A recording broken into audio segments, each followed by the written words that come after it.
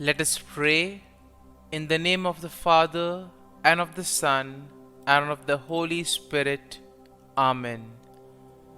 O Jesus, through the Immaculate Heart of Mary, I offer you my prayers, works, joys, and sufferings on this day for all the intentions of your Sacred Heart, in union with the holy sacrifice of the Mass throughout the world, in reparation for my sins, for the intentions of all my relatives and friends, and in particular for the intentions of the Holy Father. Amen. Let us pray for the intentions of the Holy Father for the month of December. For persons with disabilities, we pray that people living with disabilities may be at the center of attention in society, and that institutions may offer inclusive programs which value their active participation. Our Father, who art in heaven, hallowed be thy name. Thy kingdom come, thy will be done, on earth as it is in heaven. Give us this day our daily bread, and forgive us our trespasses, as we forgive those who trespass against us. And lead us not into temptation, but deliver us from evil. Amen. Hail Mary, full of grace, the Lord is with you. Blessed are you amongst women, and blessed is the fruit of thy womb, Jesus. Holy Mary, Mother of God, pray for us sinners, now and at the hour of our death. Amen. Glory be to the Father, and to the Son, and to the Holy Spirit, as it was in the beginning, is now, and ever shall be, world without end. Amen. My dear friends, as we enter in the presence of the Lord, as we begin this new day, let us take a few moments to thank the Lord for all that He has done for us. We see that right from the time of our birth till now, there have been many instances or events where the Lord has worked wonders in our lives. He has guided us, He has protected us, He has shown us the way, helped us to overcome challenges and difficulties. And in this way, we can identify Him guiding us all through our lives. But there are occasions wherein we find it difficult to recognize His presence among us.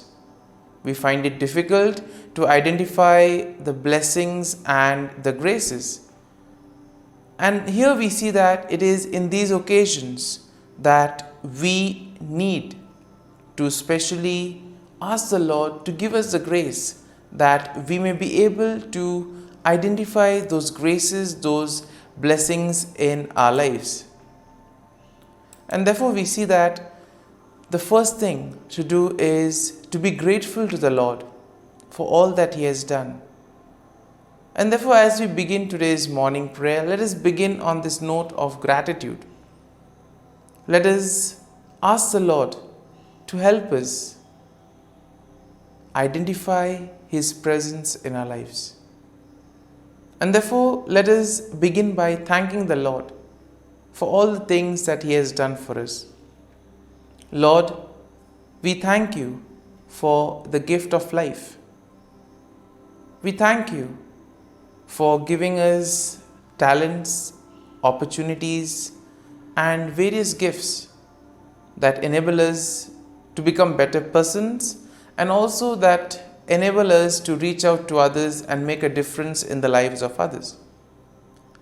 Lord, we also want to thank You for the gift of our family members, friends, relatives, near and dear ones, and all those who play a very important role in our lives. We see that It is these people who have been instrumental in making us who we are. They are the ones who have devoted their time, energy, and effort. And as a result of it, they have molded us and they have made us better individuals. So today, Lord, in a very special way, we ask you to bless all their endeavors and give them all the graces that they may require in life. We also thank you, Lord, for giving us the gift of this day, a day that would help us in many ways to appreciate the good things that you have done for us, a day wherein we may complete some thing that was left behind, or a day that may present to us various challenges. Whatever be the situation, Lord, we ask you to be with us and guide us. Allow us to be led by you. Lord, we also thank you for the opportunities, for the experiences that you have given us in life. There have been many experiences wherein we have enjoyed, and these are the experiences that we want to cherish in life. But at the same time, there have also been those experiences and those moments wherein we have found it difficult to accept them. These are the experiences that have been learning experiences. They have taught us a lot in life. Though they may have been hard, bitter, but still they have given us a valuable lesson. They have made us stronger.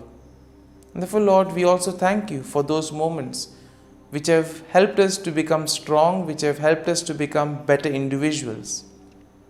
And Lord, we also thank you for giving us opportunities to reach out to others, to make use of our talents. And thus, Lord, we ask you to be with us, guide us throughout this day. Lord, allow us to be led by you, so that whatever we do, our actions, our words, may reflect your love, joy, and mercy to the world around us. Help us to become your instruments, so that you may work in and through us. And therefore now, my dear friends, let us all close our eyes at this moment and let us praise the Lord that He has woken us up in this morning. We thank Him for the good health that He has given us, for the good night's rest. We thank Him for keeping us safe and sound, for protecting us from all danger, from all harm. He has kept us in His love, and at every moment we see that His gaze is upon us. He never abandons us. He is always there, guiding us, protecting us, showing us the right path. He loves us. And for all this, let us praise Him, let us thank Him, and let us glorify Him. Lord, as we offer you this day, we ask you that you be with us.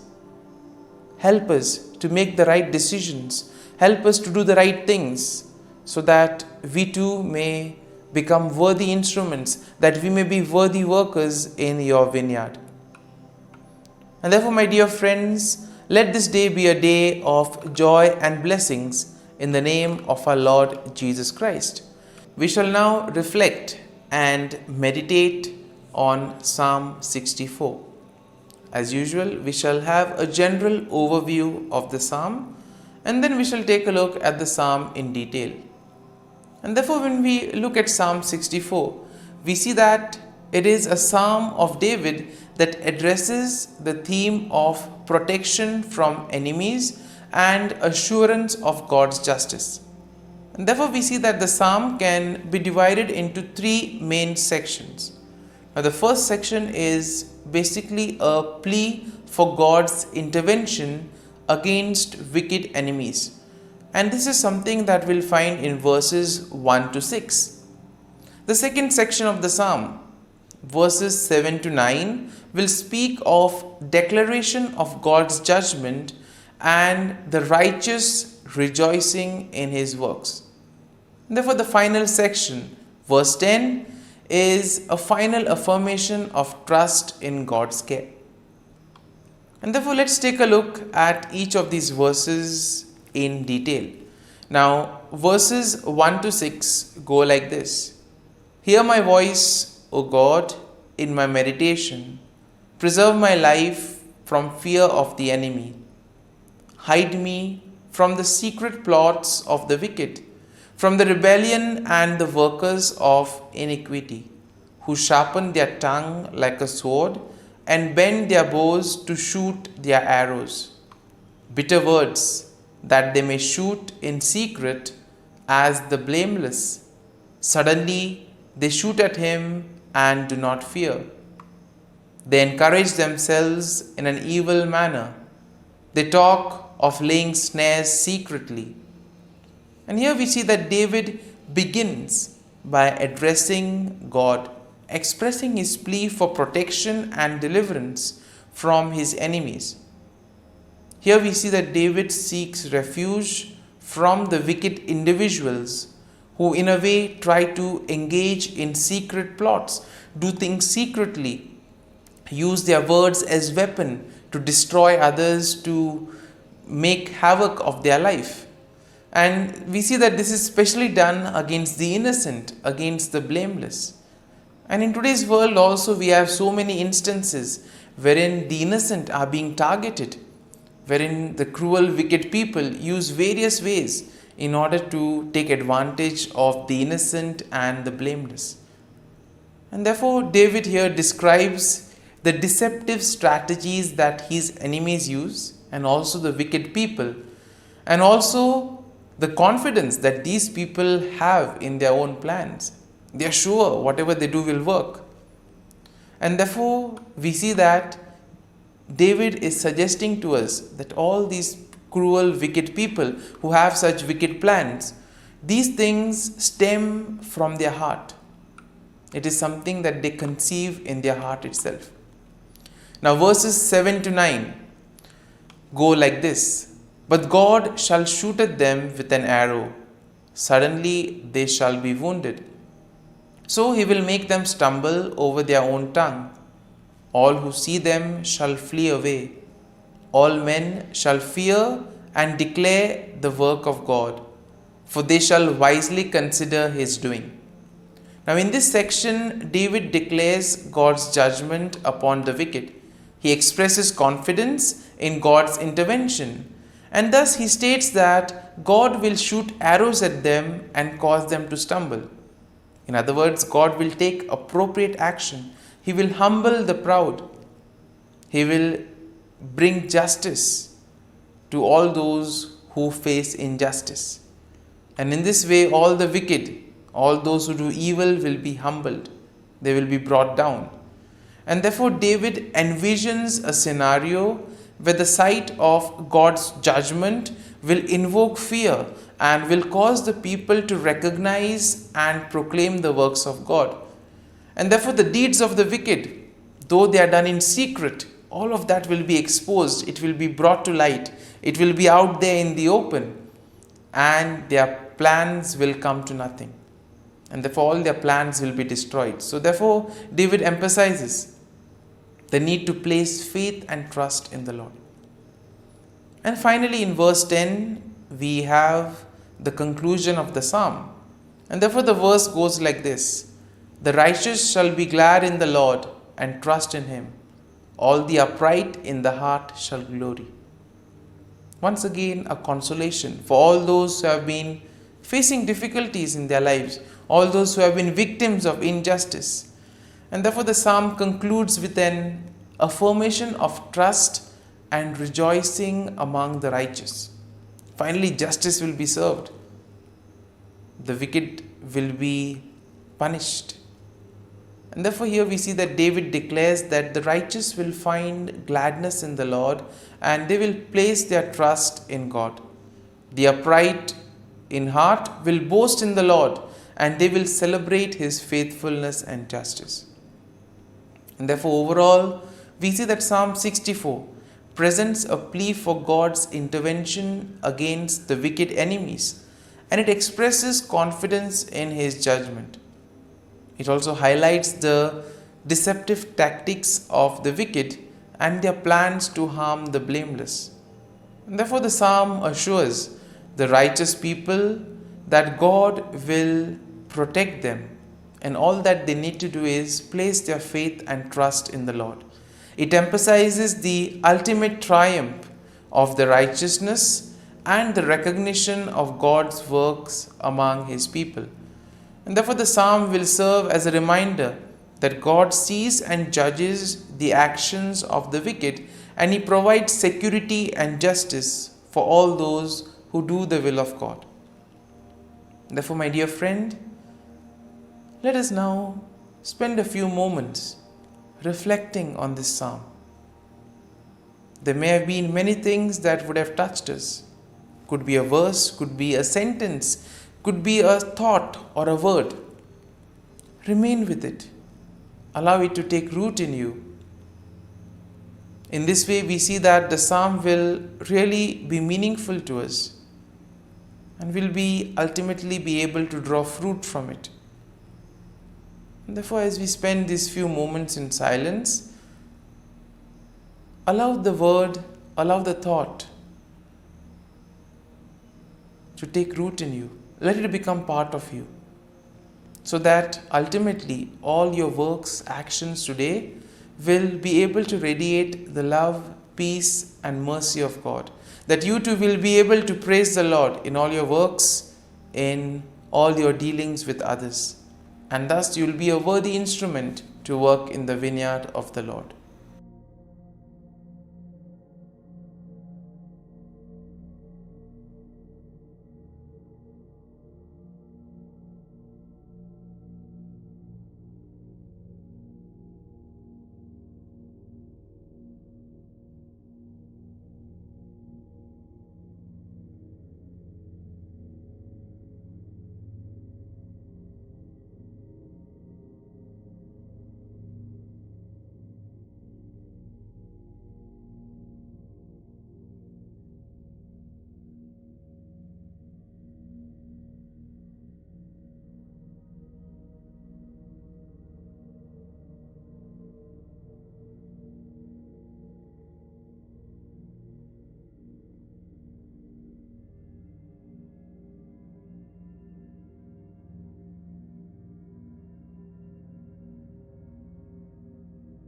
Prayer to Saint Michael the Archangel for protection. Saint Michael the Archangel, defend us in battle. Be our defense against the wickedness and snares of the devil. May God rebuke him, we humbly pray. And do thou, O Prince of the heavenly hosts, by the power of God, thrust into hell Satan and all the evil spirits who prowl about the world, seeking the ruin of souls. Amen. Act of Adoration. O Sacrament most holy, O Sacrament divine, all praise and all thanksgiving be every moment thine. Saint Gertrude Prayer for souls in purgatory. Eternal Father, I offer Thee the most precious blood of Thy divine Son, Jesus, in union with the masses said throughout the world today, for all the holy souls in purgatory, for sinners everywhere, for sinners in the universal church, those in my own home and within my family. Amen. May the divine assistance remain always with us, and may the souls of the faithful departed through the mercy of God rest in peace. Amen. Glory be to the Father, and to the Son, and to the Holy Spirit, as it was in the beginning, is now, and ever shall be, world without end. Amen.